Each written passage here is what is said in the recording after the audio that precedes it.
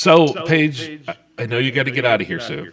Would you mind if Zaz read that question that he so desperately wants that person to call in on, and we both kind of Yeah, weigh in on an answer? Yeah.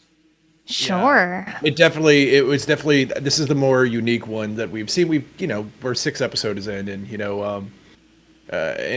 getting it just happened to come up today in conversation, which was the brilliant part about it. So I'm going to act like I found it immediately and I had a bookmark like a smart person, and not fumbling around to grab the link and copy paste it into a browser immediately, because that would be wasting all of our time. And here our first question comes from my 37 female husband, 39-year-old male, uses AI chatbots to fantasize. My husband and my love life hasn't been going so great lately. I blamed it on the work, stress, life. He blamed a new medication he's on for tanking his libido. I noticed him using his computer late at night, hiding the screen from me and had my suspicions. I confirmed them later when I checked his computer. He uses AI chatbots to play out sexual fantasies and chat. I was upset, mostly because he's using these to get his rocks off when I'm literally right here. We haven't had sex in months. Confronted him, and he said he didn't consider it cheating since it's not a real person. But if it bothered me, he'd stop. I don't really consider it cheating either, but it did bother me. This morning, I caught him doing it again. He very dryly apologized and asked me to come back to bed. Am I making too much of a big deal out of this? It's just a bot, but I have needs too. Wow, that's our first bot question. Paige, would you like to go first? I love this question. I do And too. also, like, I think it's so cool. I didn't even think about, gosh, Pat AI is so amazing. I didn't even think that you could use it to like create fantasies and have Or like that's chairs. amazing. Yeah. Chairs, backgrounds, all kinds of stuff. So I love how at the end she was kind of questioning like, am I making a big deal out of this? And I love that she also said it doesn't bother me.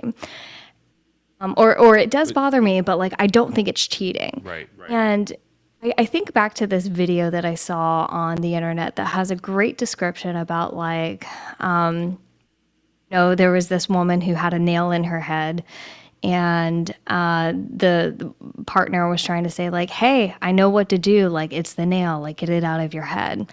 And she was like, "No, no, it's not about the nail. For this, I don't think it's about the bot."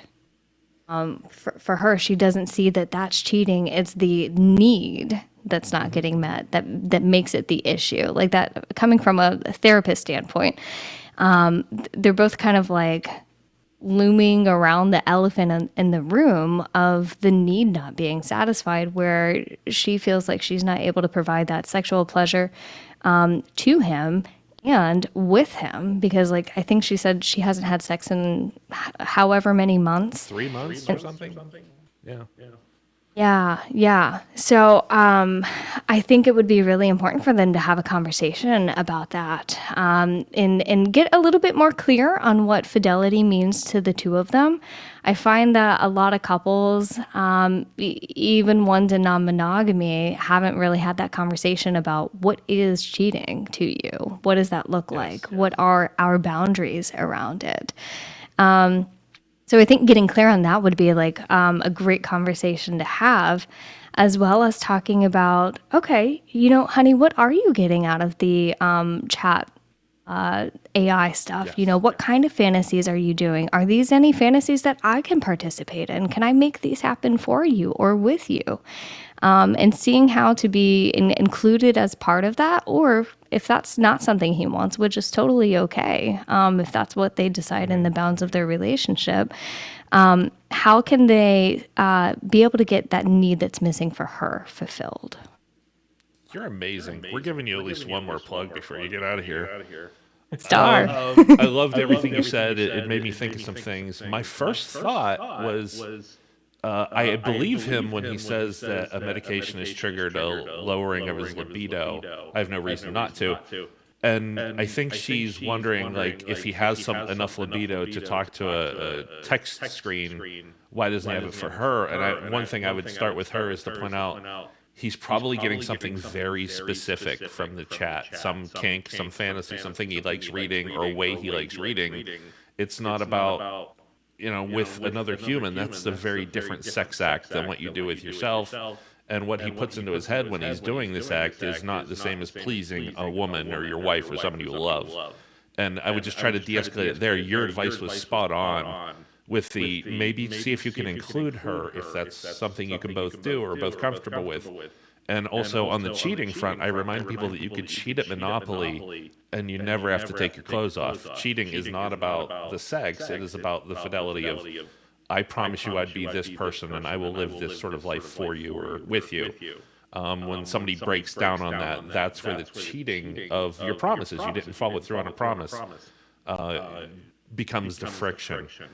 I think they're in an unfortunate situation and that he needs to definitely open up to her about what he gets out of it, what some of the problems he may have with human-to-human intimacy, be it the anxiety around getting started or whatever it might be. I think they really need to talk, and this is also a couple that I would definitely recommend to a therapist who can help bring out some of the more uncomfortable details. Like, he might not be comfortable disclosing to her what his kink is online. He might never be there, but getting the communication that that's okay or his kink's okay.